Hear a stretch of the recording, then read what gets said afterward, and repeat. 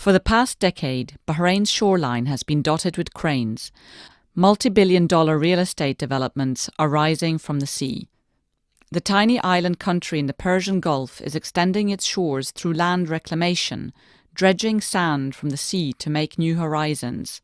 Since 1987, Bahrain's landmass has been expanded this way by over 12.5%. It is all part of a grand plan to make Bahrain economically more competitive and diverse. Developers describe the luxury building boom as a smart business choice and part of an ambitious vision for 21st century Bahrain. Opposition politicians say that land reclamation projects for deluxe developments are made at the expense of affordable housing.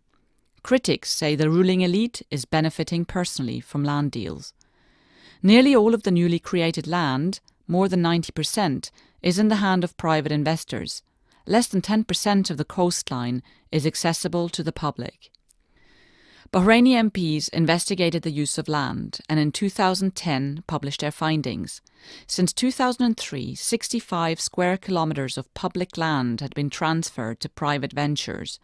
They estimated that this land was worth 40 billion, or the equivalent of twice of Bahrain's annual gross domestic product. According to the report, no payments were made to Bahrain's treasury. Anger over land reclamation added fuel to the pro-democracy protests in February 2011 as the popular unrest of the Arab Spring swept through the Middle East. In one showdown, anti-government demonstrators gathered around the towers at Bahrain Financial Harbour in the country's capital Manama, waving 1 dinar notes. They represented the dinar, less than $3, that the Prime Minister allegedly paid for the land on which the towers stood. Bahrain's majority Shia community led widespread protests until Saudi and other Gulf forces entered the country to back up the government's bloody crackdown. Since then, Gulf states have pledged $10 billion for security and social programs aimed at appeasing protester dissent. Land reclamation, however, shows no signs of abating, and new cranes continue to rise.